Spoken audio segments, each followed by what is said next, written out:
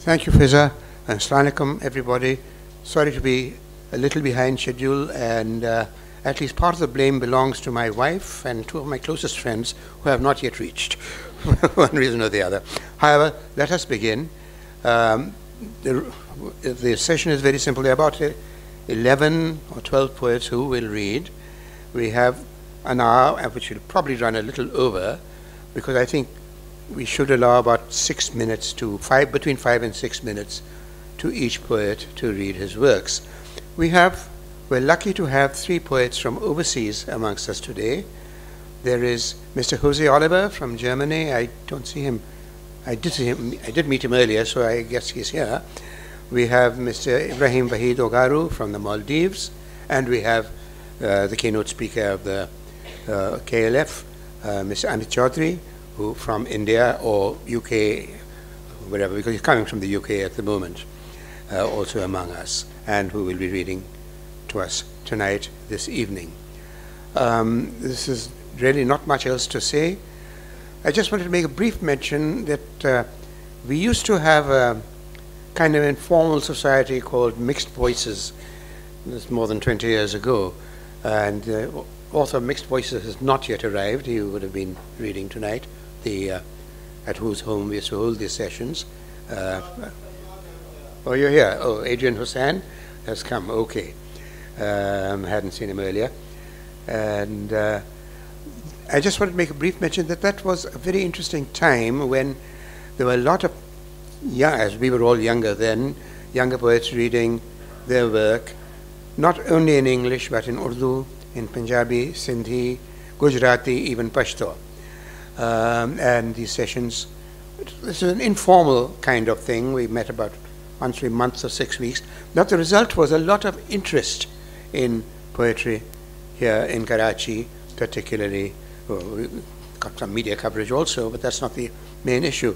I think there's a lot of interest, and I think we kind of, yes, they've laid a base for the evolution of specific kinds of voices here, or all individual voices. I can't say there's one voice. You can't say there's one voice only. But yes, certain very characteristic voices evolved out of those gatherings. Regrettably, we're not holding them anymore, but those gatherings. But a number of the former, let's call them Mixed Voices alumni, are here this evening, whom I'll be calling up in a moment. But I will start today's readings with someone who I did not know was a poet earlier. She is a remarkably versatile person.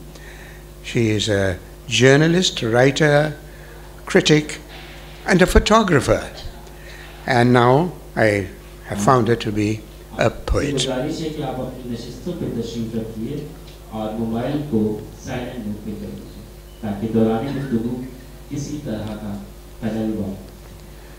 So this exceedingly versatile individual is Tehmina Ahmed, whom I will now ask to come up here and recite.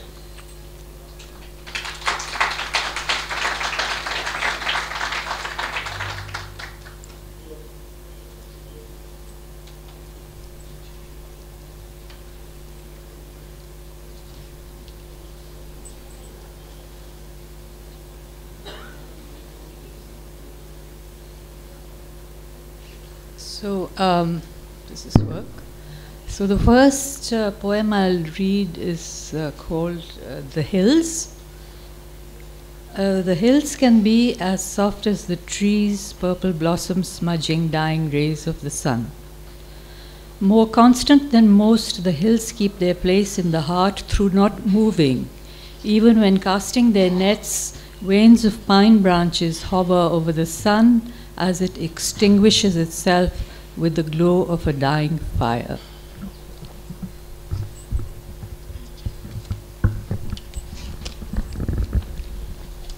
The second one is called The Desert. On the first day... Amina, you may need to speak up a little bit. Okay. On the first day, the white light reminds one of nothingness and green shelters in the city of leaves. On the second day, eyes close and sight drowns in the quiet grasp of the sea. The soul becomes once again territory reclaimed by the desert, and grain follows grain in endless recrimination. This has become the homeland now. We must return, conscious of the alien splendors of love lost in another land.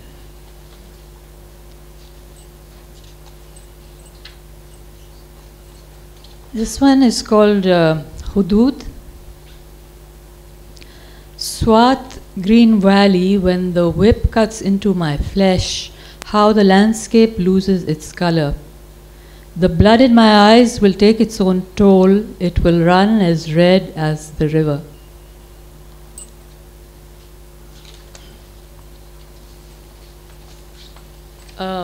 It's an ill wind. Alice, when she walked through the looking glass, saw a world of pebbles, round and smooth, dancing against her skin. She saw the moonshine in the daylight and the people walkers of her time who had run out of roads to walk on. On the other side of the glass, she saw the many faces of fear she had never really seen before. And reaching out her hand, she touched a water ripple wavering.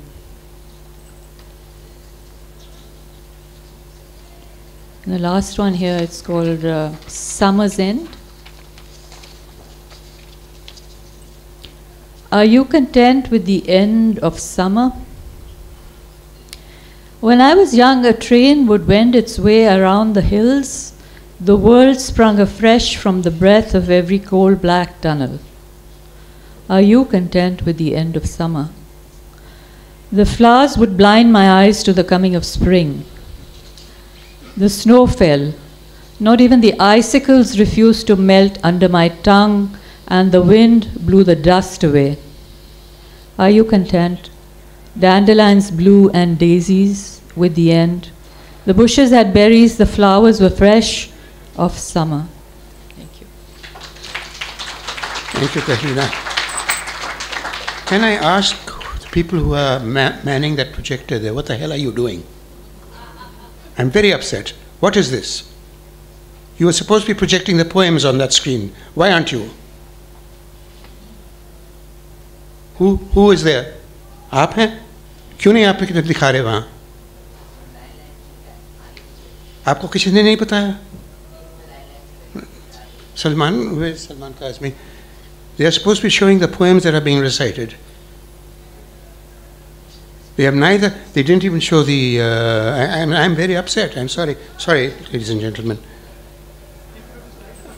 They first showed the profile, but where are the poems? Where are the slides of the poems? I went to a lot of trouble to make sure you have them.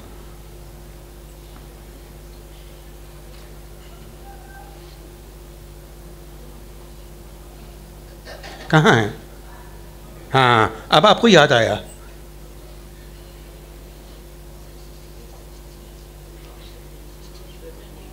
Tell that person to get out and somebody else please take over.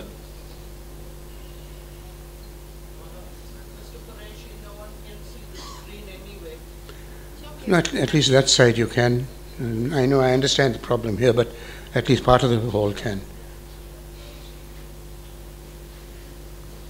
अब सुन लीजिएगा कि नाम कौन सा दिया जा रहा है और क्या पढ़ा जा रहा है, उसके मुताबिक वही चीज़ दिखाइएगा.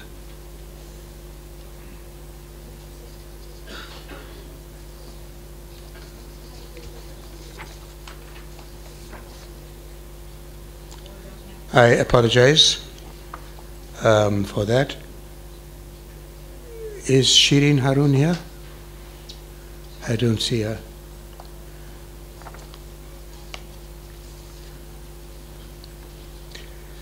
I'm going in a kind of vaguely reverse alphabetical order. Can I ask Sadaf Halai to come up and read? Sadaf is someone who, she was living in Canada till recently. She's here in Pakistan now. She's a poet and a short story writer. Her poems have been published overseas, and her short story have been published in Glimmer Train, where they received the best new short were nominated for the Best New Short Story Award. Best New Short Story Award. Sadaf, the interesting thing is that some years ago when there was some the children's poetry competition, students in which she had entered, and she was given a special prize only because it was felt the poetry was too superior for a child of that age at that time. So she had to be given a special award. Anyhow, we will hear Sadaf now. Her work is delicate and subtly cadenced. So I hope the projection doesn't go wrong. So, Sadaf Halai.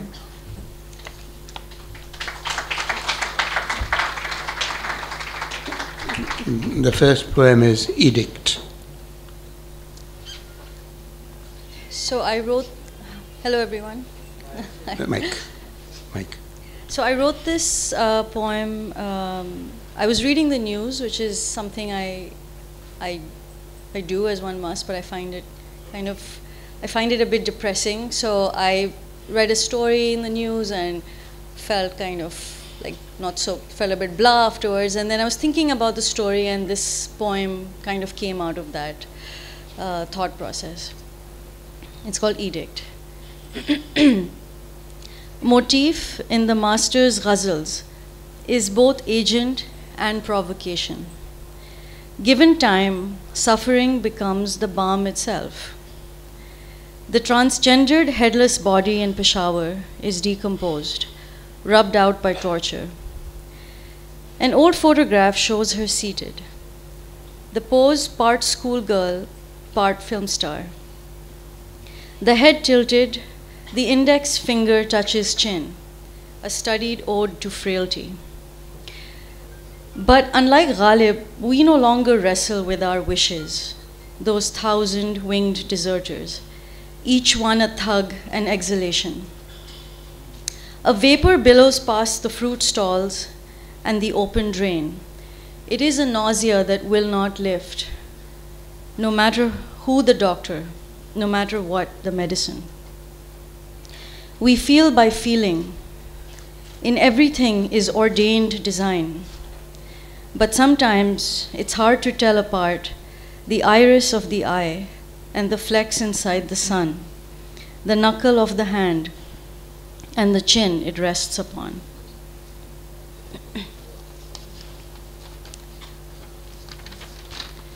Okay, the second poem I'm reading is called Cautionary Tale, and I was sort of thinking about some of the I was thinking about like the Punjabi love stories, tragedies, and the images that abound in them, and how incongruous they seem now in a modern urban setting. Cautionary Tale. Punjabi tragedies begin on banks of soggy rivers, tributaries like lines that intersect head with heart and heart with head. Let it go, the palmist said. But Mirza shows up armed with bow and arrows. I'll break them once the day's done, thinks Sahiba. She sees the end unfolding. Once she had a dream that raised no alarm. It didn't feature jinns 10 feet tall. All it was, a girl who cannot swim wades out into water with unbaked pots to buoy her. The Uzbek trader from Bukhara knew what madness was coming. Why else would he change his name to Buffalo Grazer, live among the cows, carve out a piece of thigh and say, "Here, I caught this fish for you." Soni holds the hand of Mahewal, part porcelain, part fabric. They are dolls upon a shelf that gather dust. They watch us guard our fevered children and separate dark clothes from light. They listen to us argue over futures too vast to contemplate. Our lives that will go on forever, unbroken by the kind of tragedy that makes a story worth the telling. Lovely.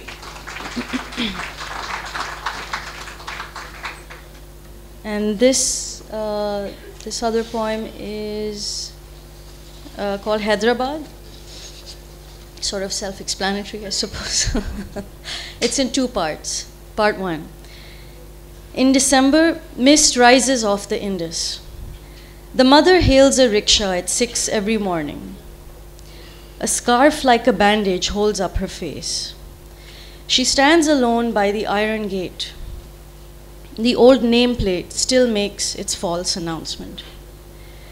The rickshaw sputters strange commotion, but no one notices the tired woman or the girl who waves to the morning commuters. Clutching the cool handrail, she is delighted, a ghost in a rickshaw, that rapid ambulance when cars stand still. It streaked passage through that town, mist that smelled like millet, the hospital corridor where I was born, fishes like mercury and dolphins blinded by pollution. What else should I remember? The neighbor's cat, the pillars of our house, the incongruous plastic beach chairs on the balding lawn. Part 2. In December, the mist rises off the Indus gladly. It flitters through the filthy air.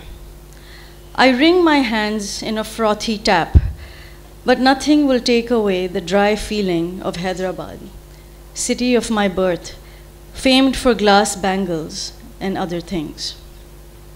The summer I was born, I'm told, it rained rivers. The narrow streets surged with water. It must have been that kind of year. My grandmother came to see me, first child of her firstborn, in a boat manned by 2 army cadets. I wouldn't entrust my life to 2 20-year-old boys. I wouldn't get into a little boat, my dupatta tied around my waist, bobbing my way to the hospital to see a sleeping infant. This is how I feel in Hyderabad, as if some change, floods at hand, and I must leave soon on a journey guided by 2 faceless shadows. They tell me I'm guilty, and I do not disagree. I've been guilty from the first day I began to receive the kindnesses I knew I'd never return. Thank you very much. One moment. There's one more poem which Sadaf gave me later on. We don't have a projection on this, but I'd like her to read it out. It's called Cacti. Okay. This poem is called Cacti. Cacti crossed like swords, tall as our single-story house, insignia of the sorry bungalow. But in that Kano garden were such offerings: hot groves of bananas, obedient tomatoes, mango trees that made sunlight impossible. In a feverish dream, I walk the circumference of the squat building, rest my head against its cool cement. But the real story began indoors, in those twin rooms separated by the tub with the yellow stain. What keeps me from going in? The ecstasy of not knowing is knowing. I peer in that dull window. There is a woman bent over a sewing machine. Or is it a book? Or is it the body of a sleeping child, or her own hands she's inspecting? She looks up, mouths the words, deaf-mute in our prehistoric amber home we shared, before we possessed the language used to warn or frighten. The finger points and the child's gaze follows. Room, window, tree, house. Thank you. Thank you, Sadaf. We have a visitor from Lahore, Mehvash Amin. She's an English language poet based in Lahore, and she has been published in anthologies as well as various literary journals. She's been published in Vellum, New International Poetics, Canada, Sugar Mule, the US, The Missing Slate, and Capitals, published by Bloomsbury. She has recently begun a publishing house of her own and is the publisher and editor of the chief editor-in-chief, of the Alif Review, which is an interesting one, which I think I recommend it to everyone. Do hold it up, Mehvash. Okay, so Mehvash will now read. The first is a series of ghazals that I wrote. There were 10, out of which I'm going to read 3. 1. First there was one, and from its rib another. Of course, said the Magi, there is mystery in two. She felt love call her an urgent mating call, and in that magic moment she multiplied to 2. Aleph, said the master, is the beginning of words. Really? Replied the disciple. And what of its follower? 2. At first there was the solid, bark-glistening tree, but the sun had to rise, form its shadow, make it 2. They tell us now that there were always many genders. It is just bad editing that had shorn them down to 2. You're an 8, Mehvash, said she who knew numbers. Your numerical profile will always be shaped by 2. 2. I feel the hunger of his eyes, his mouth, his soul, and think that it will be there for me forever. In its niche, the Buddha head sleeps, waiting for the hand that will break it forever. Did you see the geese flap gently into the sun? That empurpled stroke of flight will last forever. In the mosque, he touches forehead to mat, knowing that his urgent prayer throbs in possibility forever. Et les citrons amers où s'imprimer les dons. Eat the bitter lemon and learn its taste forever. Then go softly into the velvet night, Amin. Hurry not for darkness to claim you forever. 3. Then Jibreel touched his unreading eyes with words, and Khadija, Khadija, cover me with blankets this night. His frame lies waiting under the weight of 100 years. Will the last breath snatch away his disbelief this night? The woman with dead eyes waits for her jinn to speak. Then, don't worry, there will be good news this night. He believed, then doubted, then believed yet again. Now, taking an unknown woman, he doubts again this night. He peered through telescopes and saw nebulae and stars. But what should he make of the angel in the sky this night? Come, Amin, you had doubted too. Then witness your dead mother float in an alien air tonight. This night, sorry. Thank you. The second one is called Taradiddle, which is a petty lie, but we as all know that petty lies mushroom to bigger lies. Here is the pap of vegetal roots dying in the shoulder of black earth before they can be pulled out today. These men with grey souls and women that dart out their tongues to catch small prey, forced not by the hunger of their stomachs, but a different kind of feral hunger. These men and women that snake in and out of lies and each other and stories. Look how she slips her tongue into a woman's ear, feeding her a fable that will become a pulsing pupa, glistening, coiling, bursting into a dark butterfly that is as real as those coiled myths that have fed the histories of victorious armies, the narrative of journalists who find a story because they must in places where there are no stories of that kind, in a world that they have invented. She is done, her tongue back in her cursive mouth, and she looks at the man with the grey soul, a drink in his hand, and they think of what they will do with that tongue as it slips and slides in fleshy places, moist with so many maggoty untruths that it kills roots before the seed day. The third one is about the Higgs boson particle, I move tremendously, though I am small.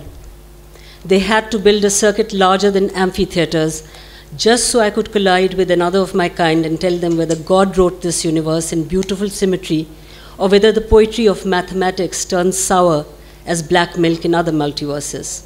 Let them wait. 125 points for symmetry, 140 for chaos. where some said God would be. There were even whispers that I would swallow the world. Yet they go on. I am Pandora's box, the poisoned apple, the cleaved atom. They have played with the uncertainty I carry in my tiny being before. We collide. They wait for their perfect numbers to show up like designer lilies in a glass vase. They expect subservience, yet I give the odometer a figure between God and the devil. The air curdles in expectation as they double check, the coffee cooling in their paper cups, their brains heating up. What? Did they think they could sort me down like a fly? They called me the God particle. And now they call me Shiva, creator and destroyer. But I shall not be preempted, tin-foiled, packaged and placed tidily in the supermarket of their calculations. My manic pointillist being will bring them prizes, but also unease. I shall be the grain of sand lying between knowledge and nihilism in agonizing counterpoint. Sorry. Do we have time for one? I think we can manage one more. Yeah. We can? Yeah. Okay. This is called The Golden Fleece. It's about war. And the wind tangles the golden fleece. Men walk in squares. Women carry water. There is talk of war in the far-off mountains that are turning purple with night. Owls are wisdom's toys, but not this evening, no. The wind is tangling the fleece, and women who have broken water beseech their sons not to leave. And proud men give speeches in the square, telling them that they must, because that has been the way forever. No one heeds the prophet in his robe of wool, who talks of war ending, not this war, but all wars. Who talks that way? They know hundreds will die an unseemly death, a sword impaling the morning meal, no sight for cowardly eyes, blood flying in the air like viscous gnats, the stench of urine and sweat settling like a truth on the earlier lies of green grass and phosphorescent air that had talked of summer and love. No doubt there will be heads and torsos and arms and legs that do not recognize the rest of their bodies, as if a scythe stroke can undo years and years of proximity. Did he really have a knot in his hand? No. Perhaps that is another's hand. But then the same wind that tangled the golden fleece will drive the stench away. The lying grass will drink the blood. New babies will be born. That is just the way things have been. No, lamb in brown robe, take elsewhere your talk of redemption, of a peace that can last and last. Because all kings and kingmakers know that peace should not last. We are flies, lamb. It is those kings will shimmer in history books. We are just flies. No, we will not do as you say and say no to kings. Thank you, Devesh. Thank you, Devesh. Next poet is a very different kind of voice, I believe. Mr. José Oliver is from Germany, and he is a trilingual poet, Spanish, German, and English. He is regarded as one of the most important poets of his generation in Germany today, and is one of the most significant intercultural writers in the German language today. He writes mostly in German, but is also influenced by the Spanish poets, such as Lorca, and he has published more than 14 volumes of poetry and has received numerous awards. Mr. Oliver, could you please come up? Thank you. I may mention that he's also writer in residence at MIT and at the University of Warwick in the UK. He has been. So, Assalamu alaikum. Very glad to be here in Pakistan. It's great to be at this amazing festival.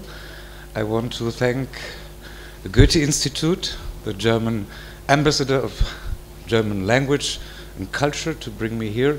Stefan Winkler, herzlichen Dank. I will read some poems. I don't know the order, but I'll try my very best.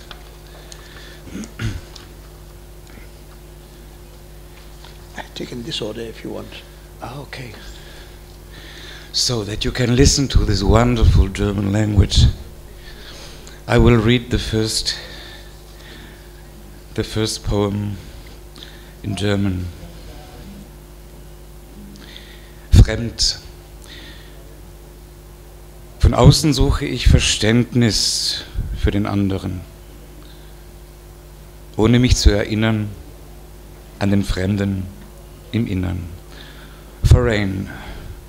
From outside I search for understanding for the other without remembering the other inside me. Against better pilgrimage. Brought with me no armor, no flag, no rifle.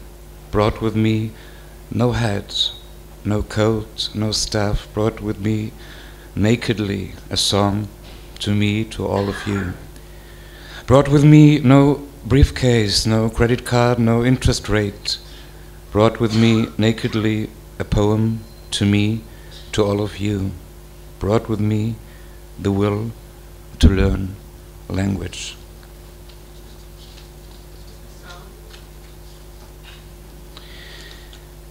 This is a poem I wrote in Peru. I was working about 10 years in South America with children living in the streets and the slums of Lima. And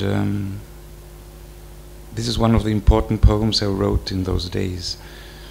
By night, shadows die. Dead in the flesh addicts come through the streets. Shots die away in sheer monotony. The straying echo stays. The muzzle grow tangible next to a dog bone skeleton. By night the dog's shadows die. Crosswave follow, sudden tipped silence. When the rat's funeral march starts, the soldiers get greedy for a city.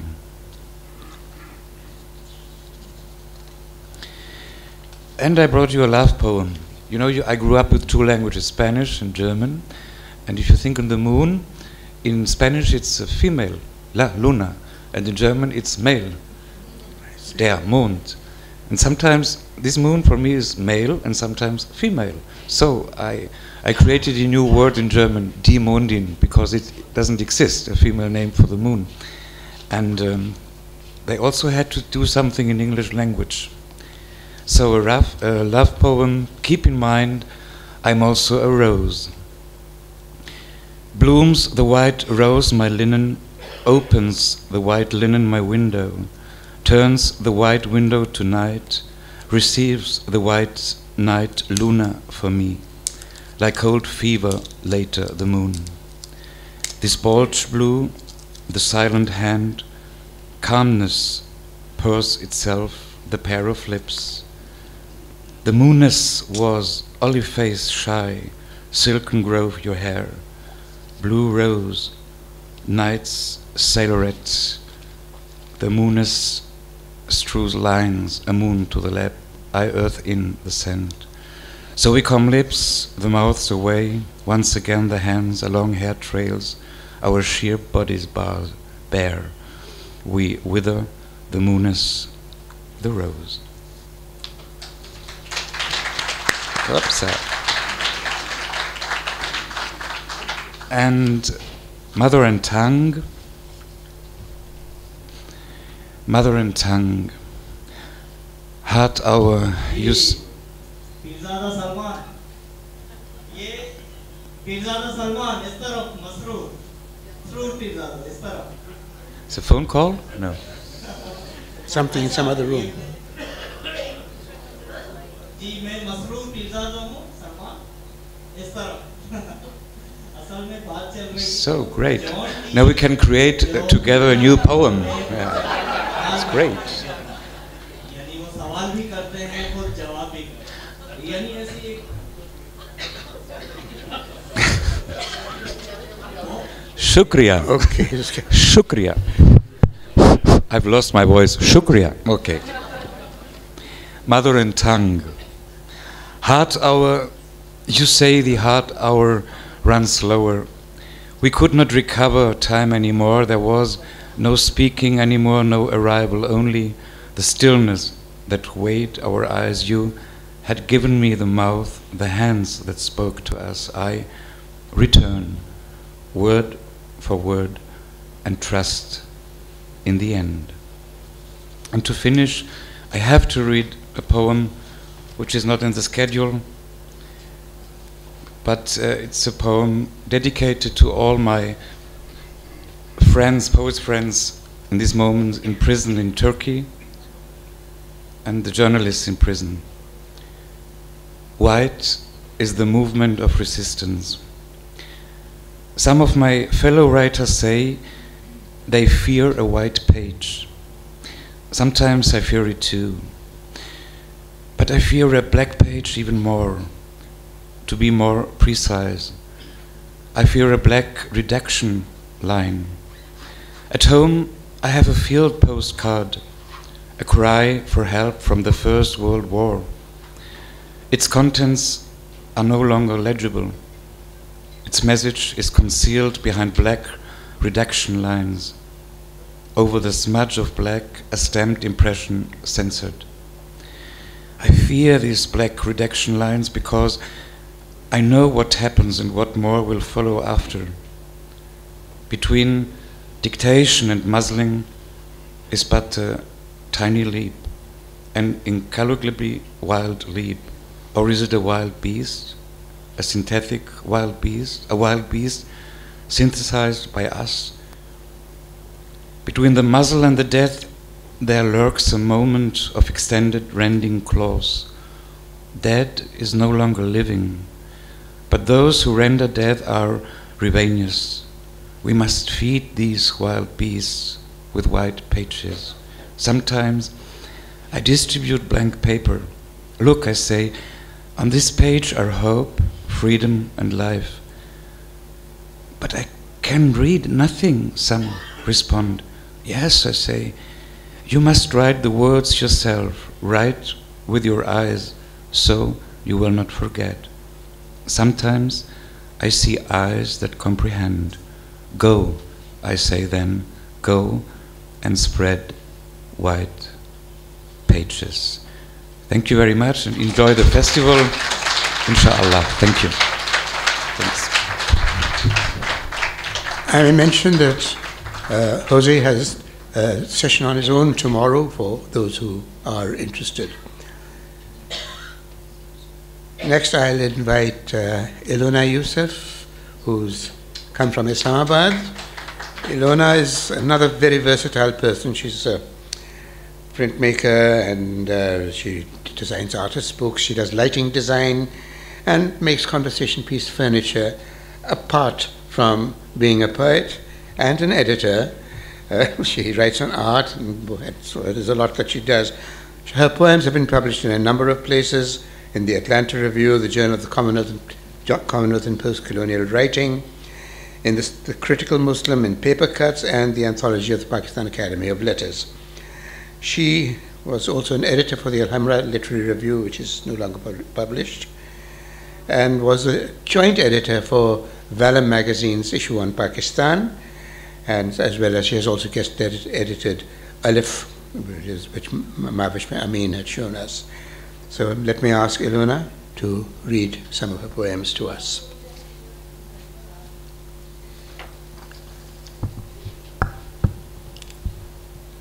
Okay, so this is one of my recent ones. It's called This Is How I Want to Ride It. This is how I want to ride it. Like Rex Manuel, dapper, short, shining, deeply dark in a red cap and checked scarf, drummer and pianist from 30s Madras, who danced bandy-legged as he played, who taught me to strike chords with force and joy, sans looking, blind. This is how I want to ride it, focused, steady, fingers flicking switches, tight on turns against gears, feet rocking pedals, unity, control, motion, feeling it vibrate through me, this engine, energy. From the sides of my eyes, the landscape curving with the road, or following straight for mile on mile. This is how I want to ride it. Slick, quick, eyeballing it, knowing it will stick. I've got it right. I've struck the apple at its heart. The second one is called limestone. I'm fascinated by limestone, and since I travel a lot between Lahore and Islamabad, there is Color Kahar on the way, and it's, I love the colors of the rocks. Well, limestone any and everywhere. So this is limestone. Not the hard, compacted fists of rock formed of fire, high-shined in water, but permeable grain. I'm still not sure why I like it. Like it? I'm fascinated by it. Perhaps because it's formed from life, slow flattened beneath the weight of water, millefeuilles that carry the stamp of bone, liquid congealed, soft whispers, life's exhalations.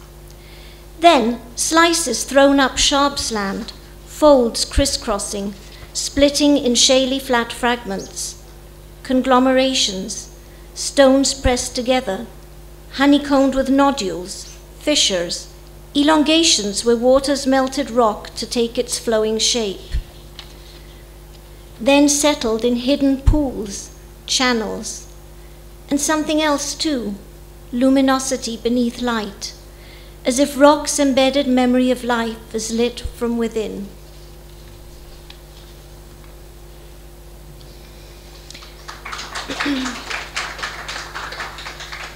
Thank you.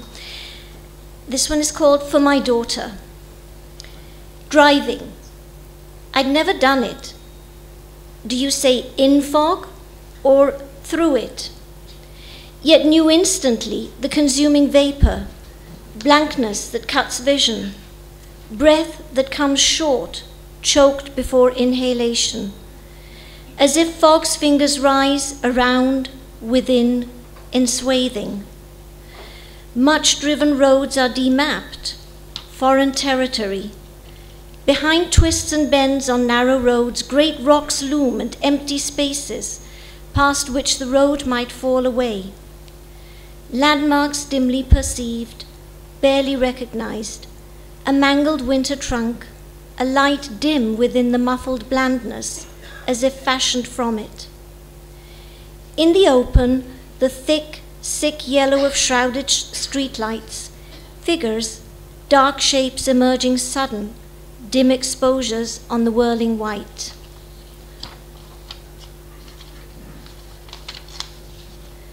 Only your presence granted me courage, guiding me through the comfort of details glimpsed brief in pockets, a clump of baby's breath, clear and sudden, against headlights framed by the grainy dark.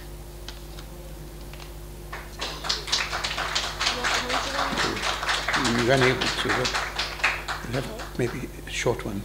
It's, I'll run through it. Okay. This one is called Television. It could be a film, run with the soundtrack and the widescreen banner of a 70s action movie. But it was live just a little while ago. Read the sepia'd footage. A network of dribbles and webs, puddles and pocks, marks the seats, pools the floor, flows out onto the ground. There are no bodies, no traced belongings.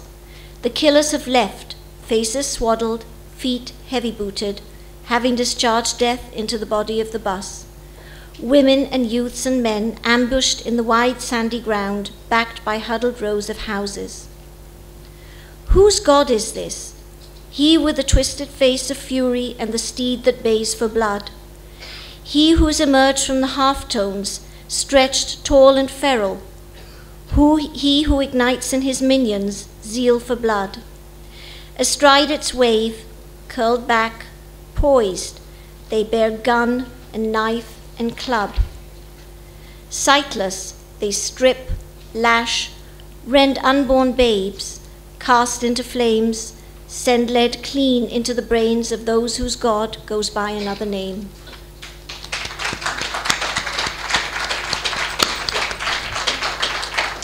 Thank you, Ilona.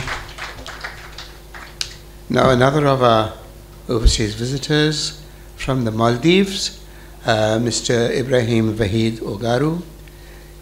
He is a household name in his country, and where he lives, he's been a public educator, he's been a public servant for many years, from which he's retired now in his country's government.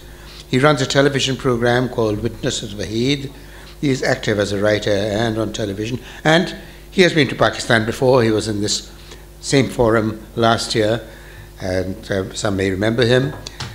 He is active in organizations working on environment, international relations, regional culture, and literature. Mr. Ibrahim Waheed Ogaru.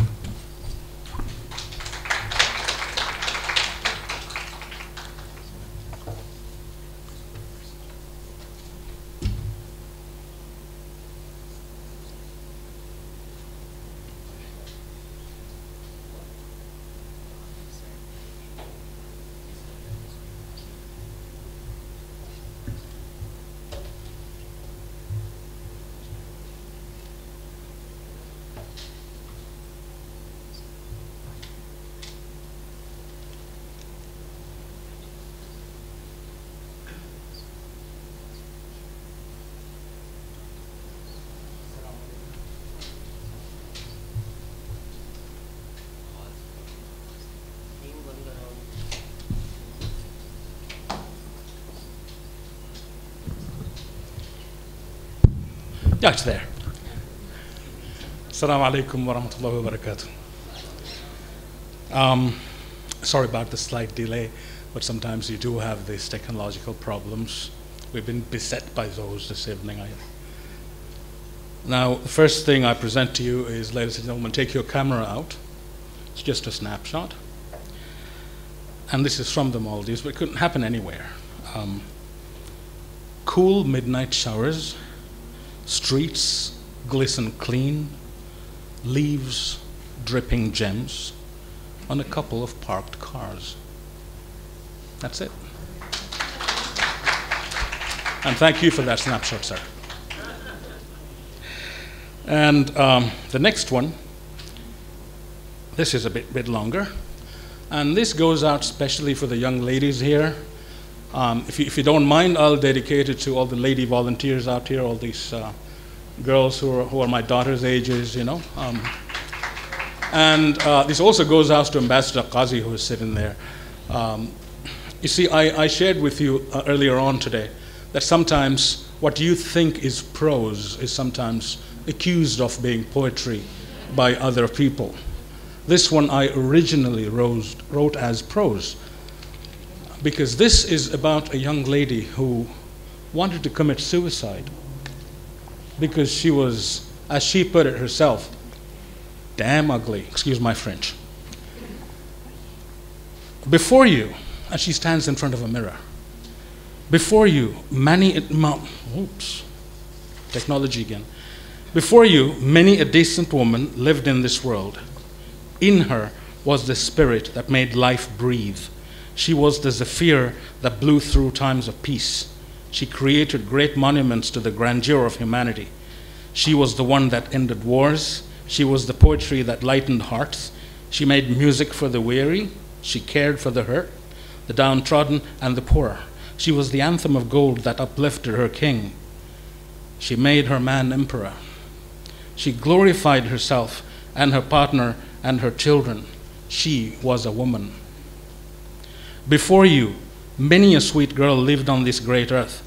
She created an honorable man out of a cad. She slipped delicately into a man's consciousness and made him kind. She destroyed the beast in him. She created loving human spirits. She was, after all, the soul of life. Before you lived many a wonderful woman. She took a man's hand and walked with him. She led him to bed after a hard day's work. She was always the first to wish him good morning. She was, after all, what made life complete. Before you, in front of you, I place an invitation. Listen to me, my daughter reflection. Do you want to be a woman? Do you want to be the soul of life? Do you want to be the better half of a full life? If so, listen to me carefully. Live life according to what you know to be right and wrong. Do not let yourself be dragged through the cheapness of smaller people. Follow your heart. Follow freedom. Follow peace. Follow love, not hate. Oops. Let down my technology. You want this? Follow encouragement, not Luke fear. Accept that you can sometimes make mistakes. Be willing to correct your own mistakes. Above all, be yourself. Before you, even I am nothing but a shiny pane of glass. Do not judge yourself in the glass, my daughter. Value yourself in what you can do. Walk away from me, my daughter. Walk away from this lifeless mirror now. For even I, as I give you good advice, still make your right look like your left. And that too is wrong in principle. Before you is a better world. It would look hard, harsh, sometimes uncaring, yes, sometimes uncaring. Before you is reality. Before you is an entire world of beauty, peace, and happiness. And that girl did not commit suicide, I'm told. You have time for one more. Oh, okay. I have to choose now. Which one? Okay, this is about a beggar. Beggar. A beggar squats in soiled rags, his halo a buzz of flies, thin arms raised in supplication. Be generous in his name. His future, like his past, crushed under a cruel foot, rained on in the monsoons, throat parched in the drought. The fortunate do not see him. The faithful notice him not. But I, who must see him, am the poorer in lost faith. For to me he cries richer. Be generous in his name.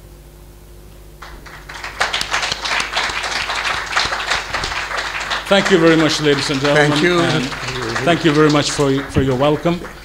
And before I leave, I should try this. You will forgive me if I make a mistake.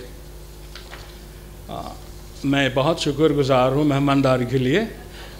अल्लाह हाफिज़. अस्सलाम वालेकुम व रहमतुल्लाहि व बरकातहू. Thank you. Thank you. Okay, now I'm going to ask Mr. Khalique. Haris's poetry writes in both Urdu and English and has also written in Punjabi. So he's another trilingual poet. He has 8 collections of verse to his credit. He also writes non-fiction, besides contributing regularly to literary and news publications. His major poetic works, there are a number of them, as well as the award-winning Mere Me collection. He has recently published a book called Crimson Papers, with a reflection on struggle, suffering, and creativity. I give you Haris Khalique. Thank you very much. Reading in English. I begin with a short poem. It's dedicated to Zainab, the 7-year-old girl raped and murdered in Kasur. It's titled Still Waters. In the eye of the dead fish, the bait, the hook, the boat remain. The weed, the rock, the surf leave. The ball, the book, the doll leave. In the eye of Zainab Ansari, the wrath, the curse, the dread remain.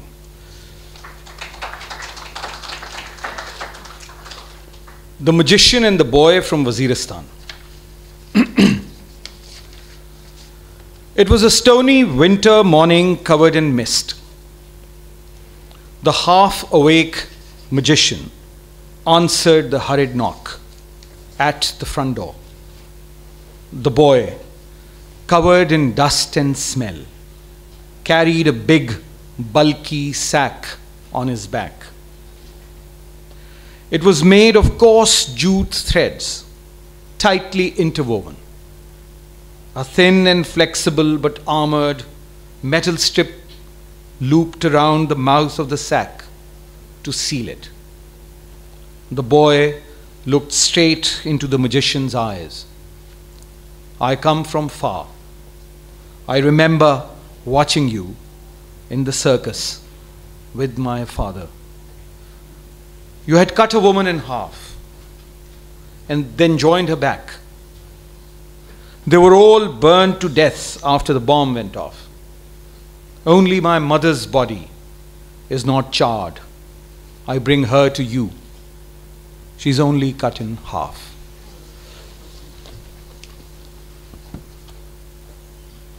The palm reader of Aleppo. Slowly, the evening began to descend upon Aleppo. No one survived in the neighborhood but the palm reader. He had squeezed himself under a large trunk of fresh potatoes when they came and opened fire. It was indiscriminate. After they left, he stepped out of the house to find himself alone amid fresh corpses in the streets and on the door sills. The corpses will remain scattered until the next day, since the neighborhood was cordoned. The enormity of death made him indifferent. He felt hungry and walked back home, took out some potatoes, boiled them unpeeled, sprinkled some salt on them, ate to his heart's fill. Bored, with nothing to feel and nothing to do, he slipped a small torch in his pocket, stepped out of the house again. He decided to read the palms of the dead people. He decided to read the palms of dead people that will take him through the evening and the night. So many palms to read and no fortunes to tell. And finally, the last poem this evening is it's The Juggler and the Spy. It's titled The Juggler and the Spy. The juggler was scorned by the spy, for the audience loved his tricks more than the truths uncovered by the spy. So one day the juggler found his props missing. He had a sight swap show. Stalls were ready, tickets were sold, microphones mounted, spotlights fixed. Restive, the juggler paced up and down the backstage until his calves turned into clubs, his bust morphed into a diabolo, his fingers changed into devil sticks. The juggler became the props himself. The trickster became the trick. The spy remained the spy. Thank you very much. Thank you. Thank you, Haris. I'm now going to ask someone who is an accomplished novelist, critic, poet, and classical musician. Amit Chaudhuri was born in Calcutta, now lives in England. He's published 7 novels. He's also a poet and an essayist and a composer, I forgot to mention. His collection of poetry is called St. Cyril Road and Other Poems. He is a Fellow of the Royal Society of Literature and has won awards for his fiction, including the Commonwealth Writers' Prize, the Betty Trask Prize, the Encore Prize, the Los Angeles Times Book Prize for Fiction, and the Indian government's Sahitya Academy Award. Sorry, that was misprinted here. Sahitya Academy Award. He was also awarded the first Infosys Prize in the Humanities for outstanding contributions to literary studies. Amit Chaudhuri, please.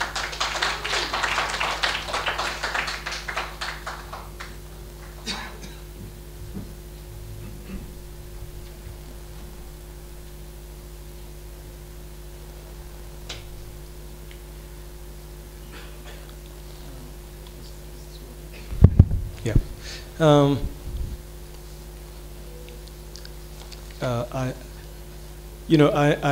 write poetry occasionally. I began by writing poetry and then began to write novels. So I'm not a bona fide poet like the others over here, and it's been a pleasure to listen to the others who have read out their poetry today, and a reminder as to why poetry is my first love as a reader and as a student of literature. It's also a great privilege, and I'm not just saying this to be here in Karachi.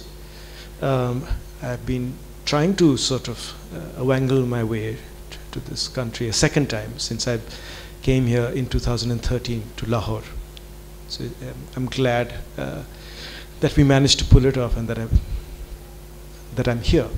I'll begin by reading. So I'll read 5 poems. I hope they won't take up more than 5 minutes. They are short poems. The first one is called St. Cyril Road, Bombay. And this poem is actually the first poem in which I think I became a writer. I mean, that's arguable, of course. I mean, once you hear it, you may disagree. But it's the first time I wrote about an actual place, and a place with an absurd name as well, St. Cyril Road, Bombay. Earlier, I used to think literature was meant to accommodate important subjects. So I used to write about important subjects, but then this is the first poem I wrote when I was 23 years old about a seemingly rather comical sounding place where my father and mother had moved to after my father's retirement in Bandra in Bombay, a predominantly Christian suburb. And I was in England at the time as an undergraduate. Used to go back to visit them and to rediscovered this part of the city, which is so unlike the parts that I'd grown up in. And I remember also being woken up by bird call, which was an extraordinary thing for somebody who had grown up in a 12-story apartment looking out at the Arabian Sea. So this is that poem, St. Cyril Road, Bombay, written when I was 23 years old. So I'm kind of disowning it as even before I read it out. St. Cyril Road. Every city has its minority with its ironical tiny village, fortressed against the barbarians, the giant ransacks, and the pillage of the larger faith. In England, for instance, the Asians cling to their ways as they never do in their own land. On the other hand, the Englishman strays from his time-worn English beliefs. Go to an Asian street in London and you'll find a ritual of life that refuses to compete with the unschooled world outside. In Bombay, it's the Christian minority that clings like ivy to its own branches of faith. The Christian boy with the guitar sings more sincerely than the Hindu boy. And in St. Cyril Road, you're familiar with cottages hung with flora and fainting, drooping bougainvillea, where the noon is a charged battery and evenings of visionary gloom in which insects make secret noises and men inside their single rooms sing quaint Portuguese love songs. Here you forget at last to remember that the rest of Bombay has drifted away, truant and dismembered from the old Bombay. There, rootless, garish, and widely cosmopolitan, where every executive is an executive and every other man a Caliban in two-toned shoes, and each building is a brooding tyrant that towers over streets ogling with fat lights. Give me the bougainvillea flowers and a room where I can hear birds arguing. I won't live in a pillar of stone as ants and spiders live in the cracks of walls searching for food alone in the sun-forgotten darkness. That's why I've come to St. Cyril Road, to lose myself among the Christians and feel Bombay like a huge load off my long-suffering chest. Woken up at 6 o'clock in the morning by half-wit birds who are excited in the knowledge that day is dawning on the sleeping lane. That's what I want. The new day enters my head like a new fragrance.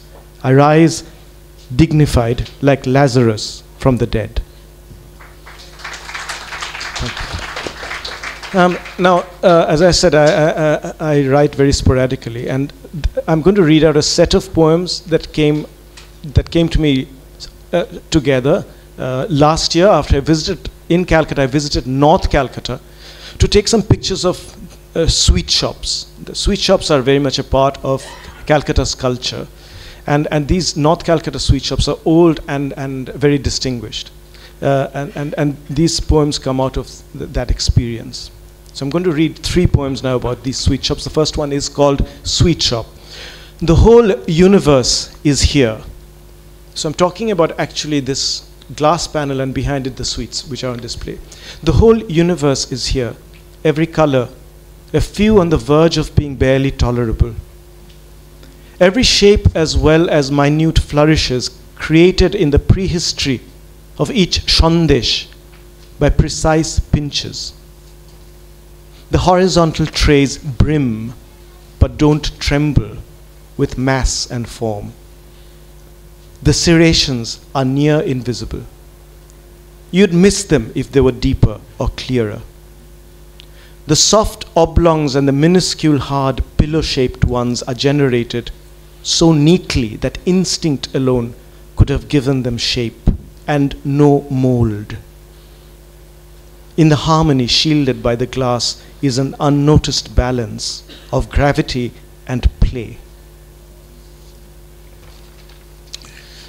This one is called Shamolda, which is about a cousin of mine called Shamolda, older brother. Shamolda, you had Shamolda, you had possibly traveled over 1,000 miles when once, on our way to Rishra, pierced by hunger, you chose to stop the car and alight for a sweet.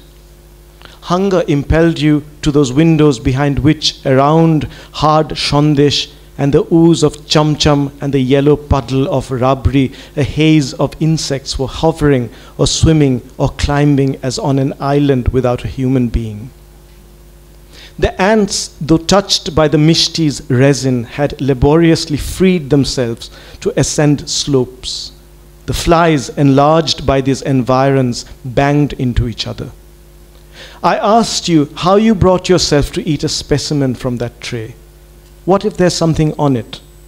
And you laughed like a girl and invoked the Bengali imperative of hunger, evidently more immediate than sorrow. I would flick it off and eat. You waved away in a gesture the invisible living creature as if dismissing some stupid universal decorum. This one is called Bhimnag, which is the name of a shop in North Calcutta which sells sweets. Not that deep into the north, but it feels the world's transformed, the twin poles of the handcart immovable, pointedly thwarting buses, robust men unfocused yet engrossed in everything but the lax neighborly goats. Unlike the desultory south, the road has no angles and is interminable, culvert-like. It and the drifting buildings make the journey north echo that trip to Venice. The rubbish floats on a current. Just here, processions from College Square will veer toward the unobtrusive fork at Nirmal Chandra Street and make their way to Esplanade, intermittently protesting a malignant dispensation. Here is Bhimnag. Before reaching it, I tasted its doi. A pink so shadowy it feels the colors all but drained away. I pick up a pot. It's the same. So uncannily sweet, so close to liquid, you swallow it as it lies on your tongue. Nothing of the outside is here. Legends hang on walls. The interior has, despite its abundance, the quiet of Ramakrishna's room in Dokhineshwar. On one half of white shandesh, rose petals rest with funereal simplicity. And the final poem is called From Nakhoda Masjid, which is off Chitpur Road in North Calcutta. This is about a journey undertaken by my wife and myself to find a place which was famous for biryani, but where we'd never eaten. The minarets of Nakhoda Mosque tower over the lane, a radio station broadcasting from eternity. Not far away, the Royal, overlooking human and animal traffic on Chitpur Road, is still renowned for biryani. Maybe unduly so, since the taste is nothing special. On the first floor balcony, we, hands washed, examine the restless concourse like we were recent lovers and not married for 15 years. The one remarkable feature, besides the potato, are the grains of rice, some fat, unimpeachable white, others a soiled, modest yellow, each unable to merge with the other, crowded in a neighborly mass yet polarized. It's as if the atoms married to make up space had become visible separately, some pure, unstained by light, others heavy and radiant. Thank you so much. Thank you, Amit. Now, Farida Faizullah lives in Karachi, and she's a teacher, an educationist. She teaches English, an English language poet. She has visiting faculty of English literature at the Aga Khan University. Sorry? And has been associate professor of English at the Abdullah Government College for Women. She used to be also a member of our Mixed Voices group, amongst others. Can somebody help put it up? Oh, thank you. ये रास्ते से हटा देंगे बिना फिर इसे थोड़ा सा साइड पे कर लें जब आप बैठ जाएंगे फिर सामने लें क्योंकि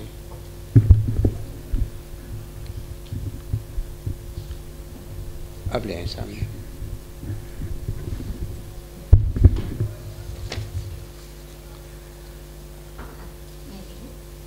let's just in the mic Farida.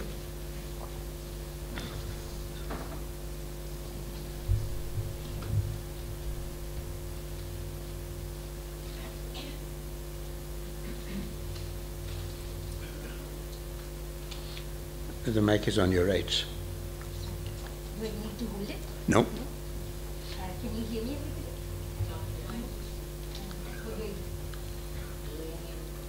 Mic अब ठीक है? Now it's okay? Okay. थोड़ा सा ऊंचा कर ले mic.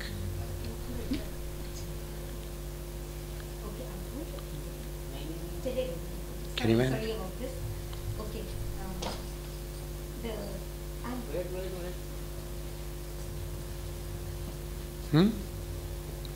Can't you? Yeah. Can you hear? On it? It's on. Farida, it's on. Okay? All right. Thank you. Sorry about this. Okay. I'm going to first read 3 very short poems, and I call them V because a kind of loosely thematically linked. So the first poem is V, and it's subtitled As Is. Trees absorb intensity of summer, and fires break out in forests of Alaska. So a poet gets his poem, and a Gautam his gyan for the patience of waiting. Words descend and are wasted, like showers of potent meteorites through centuries, and epoch-making energies remain diffused, unstirred. As though this progress of years could not lead to nothing, as though in the wake of some supernova exploding, densed in the dark, rooted nethermost in mediocrity, we look to one another for the spark.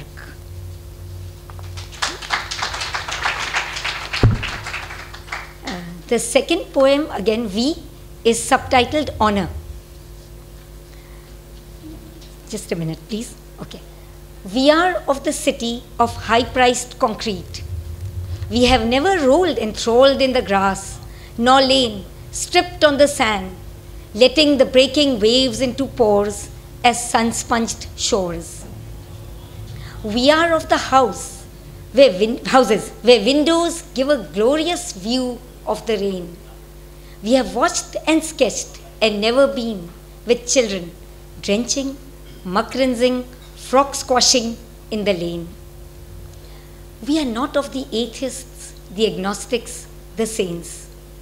For we have turned our backs on the world and not gained a glimpse of Godhood, nor lost a grain of its certitude. Then what's so surprising if we bend against reason to kiss our reflections? For we are born dead and are still living.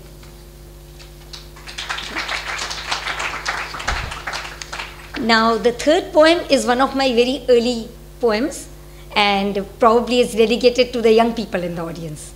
So it's called Iconoclast. What if you are marble hard, well carved, steel boned, stone nerved, eyes closed, we fall at your feet hoping for a muscle of your cheek to move, yearning for a piece to fall from above. You are still an idol, hard for we choose not to break you, cold for we choose not to melt you, ungiving for we continue begging. You are our idol, you cannot bind us. We have chained you to glory and height. We are pilgrims, we need not sit at your feet. We will move on in our quest for God. And if there's time, I'll read one last one. I don't know if it's on the screen. Yes, somewhere in the twilight? Yes. Yeah, I have it. So this is like kind of slightly different from the first three ones. Somewhere in this twilight, the various, the separate of this city meet, as in its breeze merge with the mozzin's call, swoops, shuffles, chilpricks, incenses, car horns. Somewhere in this twilight, the various, the separate of the city meet, the hawker leaving his heap of dates to a lantern for the mosque, the woman scolding her children inside for fear of evil spirits in trees, I shutting netted windows to yet another inauspicious day and mosquitoes, you drawing back curtains to new-shone stars and yet another night of dreams. Somewhere in this twilight meet a jeering proposition. Can he break what he cannot make? And if so, and if not, can he break what he cannot make? And if not, what of the mightiest? A daring conviction. To that ultimate, all icons fall, Allah the greatest. Somewhere in this twilight, two absolutes like the antitheses of time meet and retreat and concede one more rotation to peace. Thank you. Thank you, Farida.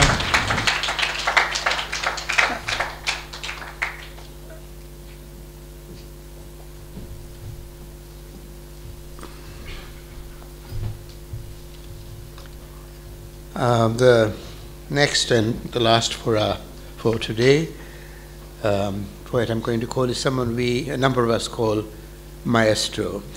Adrian Husain is a very accomplished poet, and even more than that, he's been an inspiration to many people here in Karachi and elsewhere in Pakistan. He's a scholar, literary critic, and a poet in the English language. He teaches at the College of Business Management in Karachi at the present, and is the author of The Politics and Genre in Hamlet, published by the Oxford University Press, and a monograph on Richard II called Time and the King. I may mention he holds a PhD in English literature, in which he talks about the influence, or talks about Shakespeare's Hamlet in relation to Machiavelli. He has been having health problems recently, I'm sad to say, as you'll see that this is hopefully not a disability that will continue for long. Akku, would you like us to bring the mic down there, or would you manage to come up? You can manage, okay. He has been published in a number of anthologies, the Pieces of Eight and The Blue Wind. He is the author of Desert Album, which is a selection of his poems, published by Oxford University Press in 1997.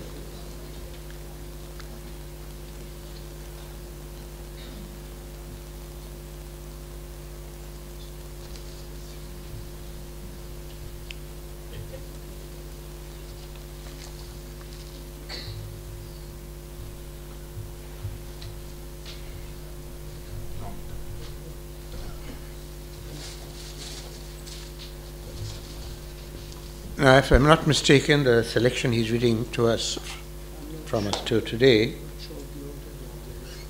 Try any order you like, but here's an order. Here's one. Is from his recently published book of poems called Italian Window. It's a collection of sonnets dealing with a particular episode of his own life, particular period of his own life. Adrian Husain.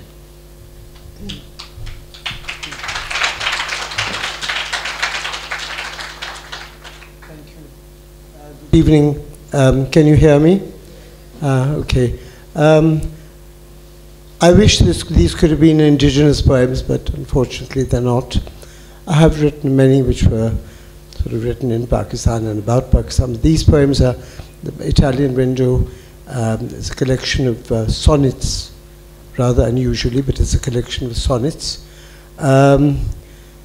which were sort of came to me over a period of about 4 or 5 months or so, 70 of them altogether. And they recall my childhood and life in Italy as a very, very young child. And they concern a kind of family drama. I mean, they pertain to something that happened in my life that was very, very significant, that actually changed my life and perhaps was responsible for turning me into a poet. Anyway, they are personal poems, they're autobiographical poems. They evoke Italy, of course, and that is at the heart of everything. There are also a number of historical poems, because anyway, you would have to look at Italian Window to really understand what I was trying to achieve. And there is a kind of combination, if you want to say, confusion between personal life and history, Roman history, which somewhere one felt was encroaching on one's own personal life in its own strange way. So here we are. This is the opening poem is called Trompe l'œil, which you probably know indicates a tradition in painting, and this has to do with a trick of the eye, if you like. It's called, if you translate it very loosely, it's a trick of the eye. And this is the poem. And it was inspired by a very good friend, Jiva Haroun, who said something which brought back an enormous number of memories in no time, and it started me off on this journey. Trompe l'œil, excuse me, Mediterranean, he said, heart of the world, and there it was, suddenly, before me. The Italian coastline, sheer against the sky, green and turquoise, slope and sea, unfurled not by memory, but the trick of a child, driven wonder-struck through Sicily, then back to Rome, flag flying, with outriders fore and aft. That child still there, in a time inimical, reliving the past, proving it home, conjuring up places, ensuring a theme, a meaning exists, playing a game of mirrors, of signals flashed across time, of blind sight, the stones of Syracuse and Agrigentum within moments renewed.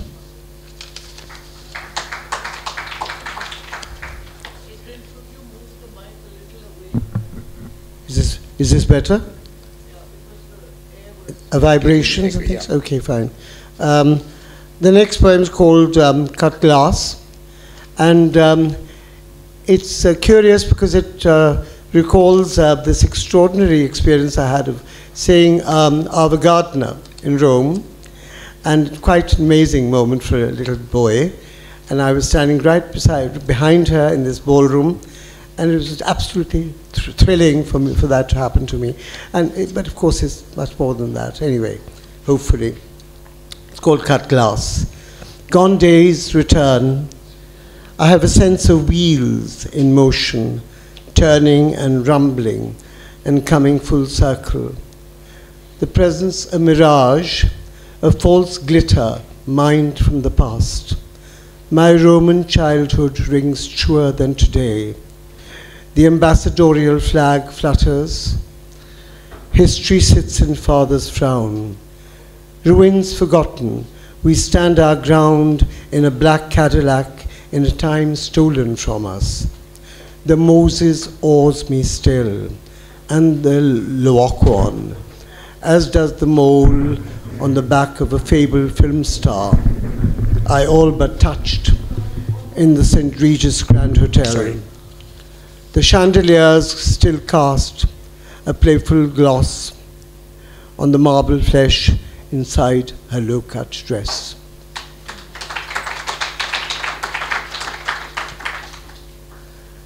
The third poem is going to be difficult for you to follow, but it's about a personal and rather traumatic experience, relating actually to my father, since I've written about my father and my mother and my family. I will say this quite candidly. Anyway, you would have to get inside my book of sonnets, hopefully one day, to be able to follow this poem entirely. But anyway, here it is. It's called Metamorphosis. Old paintings decked by walls from the last century, no older. Art Deco prints, watercolors. Scenes archaic, sea or snow. I spend my day in dialogue with the past and make it present. I defy portents, false whisperings, but grant destiny, the moment of decision, of irony. Rome was the setting for the chill event. I cannot swear to what I saw that day, or thought I saw, drifting to where I found them under false covers, lights on, shutters down, two heads, then just one, limbs threshing savagely. I still see with horror those figures make love and spotted mutate into snakes.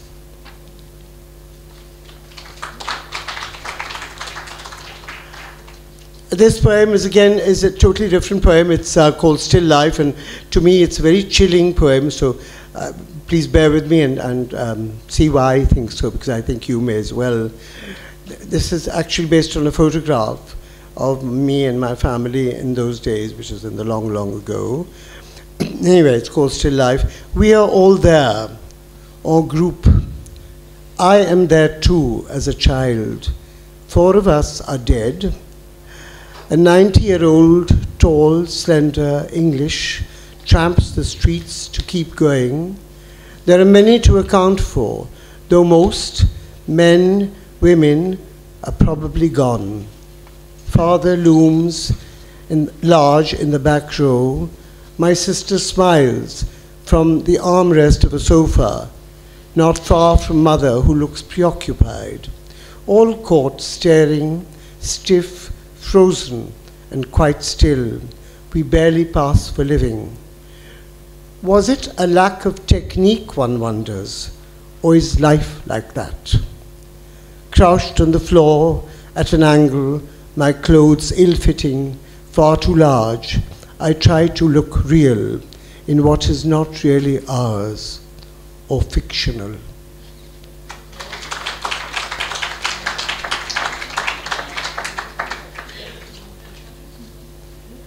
This poem is called Tabula Rasa. I want to say before I read this that the whole of my book is about time and memory and the past and the present and how they coalesce or don't, whatever the case may be. Anyway, this is again a different kind of poem, but you will see what it's about. It's called Tabula Rasa. There is a covert wisdom in this game. The wings at my window, white, grey, and brown, speak of freedom. They will, hovering, knuckle down to maize, water, at great speed. One bird remains, nibbling at leftovers. It, too, will lift as its kind do, and go foraging elsewhere. So, bird-like, memory lifts and ventures across untried terrain. Sea, swamp, snowdrift, in search of food, or it settles on ruins, the desolate brickwork of another time, or the crumbling masonry of a home, winning back the joyless faces and the mocking grin, redeemed, erased by memory, a writing unwritten, a setting free.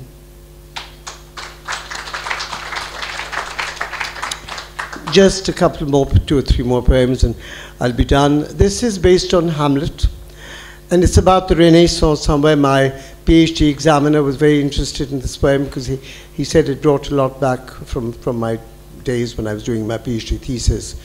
And anyway, here it goes. It stole in without a history or a name, that time, like an orphan, without a sound, though fleet of foot. There was no rumbling underground, no word was spoken, no apparition came, yet there was a presence. We could feel it hovering behind window, door, in the folds of curtains, a gust of air, an age-old instinct come to inhabit us and reveal what lay hidden. Prophecy was not far. The obscure became clear in an explosion of light, but a heavier toll was taken than we thought. The slow ascending stars in our sky were extinguished. Instead, there was just a blazing sun overhead.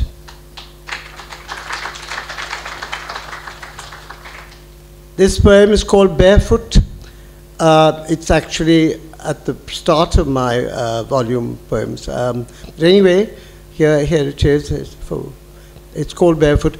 Decades later, forgotten names return. Borghese, Badoglio, Dynasty and General, and the city's piazzas. It's early morning. Rome sleeps. A mist hangs on the Appian Way. A first love draws me back. I find the child inside still fretting for the dark mouth of desire, the sunless caverns in the south of my being. Enthralled to a wildness within, I revisit this city, expectant, edgy. It's as it was, this villa where we lived. The icy marble floors, dining room with tapestried Actaeon and Diana, and green granite console top where 2 cupids chuckle on their Rococo clock. This is called Pedigree, again a historical poem. It's again associated with my experience as a child of Italy. And anyway, here we are. Tiberius smothered with a pillow, Galba cut down, the circus of Nero in Rome, gore in the streets, on the cobbles. These were home to us. History housed within, like a slow flame eating into the gut. Assassin at large, shaped over time, observing a vigil. The occasion ripe, the particular ill gleaned, the means availing, all sense of sin gone, but love and the graces hovered, lips opened, touched, a pallor bloomed, gave sense to martyrdom. Golgotha flowered, the immense weight suddenly lighter. A voice was heard, words gave forth buds, rustling in the dark, lifting small heads to no sun but a burnt-out star. This is, in fact, the moment when I think I was aware of, well, some point at which I would become a poet. That's why I say words gave forth buds and so on. Anyway, here's the last poem. It's called Hindsight. And this poem, this book, incidentally, is dedicated to my late mother, who died about a year and a half ago. And so it's much of it is about mother. And these were moments of great pain, which I have relived. Anyway. But love attending will not let us be. The pale, expectant faces wait for a sign of recognition, a nod for the mime to continue, for the game of memory to last, to be like a string, unbroken. We imagine the sighs, smiles, the fond peering, call, gull-like of voices, sound of laughter.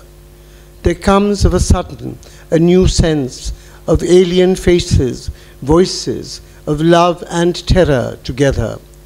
It's where remembrance fails, falters, and the stair ends, leapfrogs, breaking into an abyss. Then there is desert, miles of sun-seared sand. The need is ours. The game is at an end. Thank you very much indeed. Thank you, Akku. Thank you. Or Adrian, I should say. Okay, we are, as I'm being reminded repeatedly from over there, way over our time limit, and I'm sure everybody's very hungry. Now, I had intended to read 2 or 3 of my own. If people are prepared to listen, I will read one short one, because it's really we're way over time. So if you'll allow me. Those of you who are familiar with the ferocious summer of Punjab and Upper Sindh, and the heat haze, the baking dust, and the air filled with that dust, you can't really see because it's all a reflection of heat haze everywhere. So you'll recognize perhaps some of that in this poem, which is called That Dust. Remember the dust of those plains. Recall its slow descent through the air, eddying in circles and walls as it settles, and puffs up again. How it shimmers in the waves of heat rising from the earth. Distances are erased. In its glow, time foreshortened. Within the hot haze drift memories, debris from moments once lived through. Leaf skeletons pressed between the pages of a cobweb-covered book, locked in the drawers of a desk in your father's house, 60 years and 800 miles away. The spinners now stride within on multiple arching legs, mandibles clattering. Beyond the windows, flame-leafed trees edge the skyline. No breezes disturb them, only the long, slow abrasion of dust. Beside the garden wall, look, beds of black flowers and death-pale lilies, and sick roses whose thorns twist back to pierce their own petals. The dust of those plains will go on falling until the final handful has been tossed over you.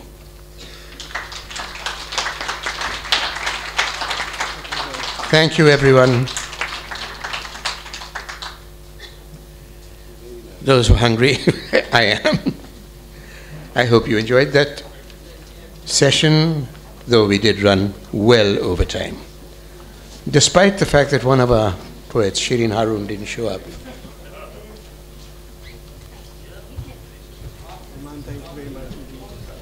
Thank you.